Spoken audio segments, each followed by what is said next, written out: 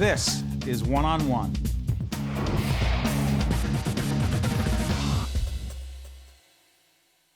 Deborah Legow Schatz is president of the National Council of Jewish Women, Essex County section. Good to have you with us.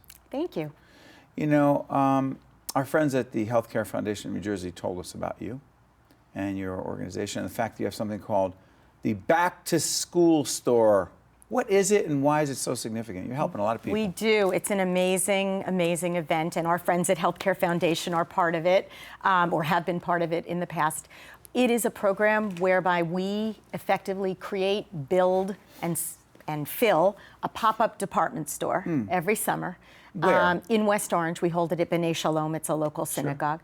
Sure. And we bring in children, over 600 of them, in one single day. Where are they from? They're from all over the county. They come through social service agencies who we work directly with. They, in turn, identify the children who would qualify for the store. It's all kids going into grades K through 5, all underserved who really could use the goods that we're going to be able to give them. And they literally come in and shop at the store with a personal shopper. They walk through, they pick out all new clothes for school, a backpack, school supplies, personal care items, and they have a heck of a good time doing it. So these kids, and by the way, Jackie, we're going to show some pictures. We're going to show some pictures as you're talking about it. These kids, first day of school, would otherwise have what if this, we're showing pictures as we speak, what would they have otherwise? Well, you know what? In every case it's different, but many, many of the children tell us they've never had new clothes.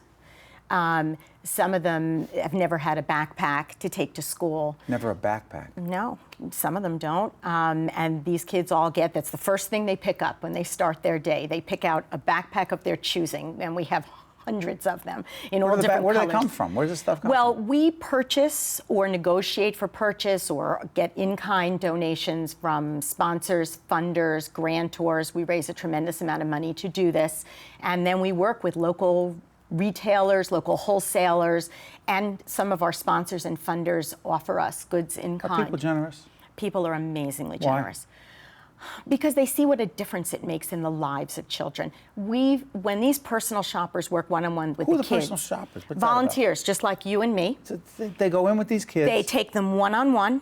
Well, where are the parents? The parents go into a family resource center where we have health screenings, social service information, all kinds of things for them. This is just the child and the adult. So the parent is getting important information right. for the child and the family right. beyond this, and go back to the personal shopper and the kid. Go ahead. Right. So the shopper and the child form a little bond for about 45 minutes, and they go into the store and they select the backpack and they go in, and it literally looks like a department store. There are racks and racks of clothing, and the child walks over and says, I like that one. And some of them have never had the opportunity to do this, but the real thing that got us was the first year a child said to us when they were picking out health care and personal care items, sure. They picked out a toothbrush and they said, is this just for me? I've never had my own. And, you know, it just gets our hearts going, and we just want to do as much as we can because the parents are so appreciative, the social service agencies can't thank us enough, and the bottom line is the volunteers feel so great about doing it. Where did this come from? Well, one of our sections, an NCJW section in St. Louis, was doing it. So about 8 years ago, I went out to St. Louis with 2 of my co-chair volunteers, and we saw their store and saw what they were doing and took copious notes and came back and found a site and adapted it for Essex County. And off we went. We had 250 kids that first year. Now we had, this past August, we had over 620 in one day. What's it do for you? Oh, it makes me, I do all the training of the personal shoppers that day. They all go through a little half-hour training before they get their children. And as I always start my trainings, it's the best day of the year. It is the most rewarding thing I do in my life. And I've been doing volunteer work for well over 20 years with NCJW, with other organizations. It's just incredibly satisfying. What happens? I mean, you've gone from a couple hundred kids to now 620 plus. What happens? I mean, obviously the need is great, the demand is great. What happens as the need and the demand keeps getting greater? You can't grow. Well, we can't outgrow our space right now, Right. but we can do things. We are talking about things like going out to agencies, to shelters, to other places, and delivering goods to them. We can only Really? take so many children Sure. through the store in a day. Right now, we haven't quite topped out on that. We shop for enough clothes for well over 800 children because we want everyone to have choice. So we store goods all year long, ready for next year. What do you hear from, I'm sorry for interrupting, what do you hear from the parents? Well, the parents are often standing there thanking us, hugging us. They're so appreciative. And some of them return the next year, and some of them have more than one child coming through the store. Yeah. And they make it very clear that we are serving a need, we're filling a gap in their lives, and they can't always do what they would like to do for their children. And this just gets everybody feeling so good as they head into the school year. What does it do for the schools? Well, we work with schools in a lot of ways. This obviously gives any school where these children attend a leg up because they come with some goods that they wouldn't have otherwise. We also have programs where we're working in schools. We have 4 schools. We run kids' emergency closets where in case they need some clothing at the last minute or the child has shown up on 10-degree, 20-degree days without a winter coat, we have closets in those schools for emergencies that teachers have access to, and they can fill in where those children clearly need.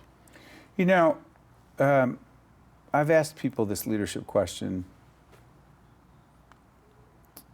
CEOs, presidents of universities, educators, heads of nonprofits. But it's interesting, someone who is involved in volunteer work and doing the work you do, you may be one of the best people I could ever ask this. And so the question is this: what is the greatest lesson you learned about leadership? Well, I would probably say it's twinned.